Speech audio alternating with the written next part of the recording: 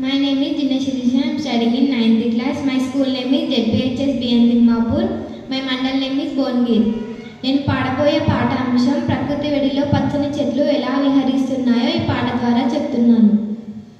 మట్టిని తాకిన చేతులకు మరి మరి దండాలో రామ, మొక్కలు నాటిన చేతులకు పరి పరి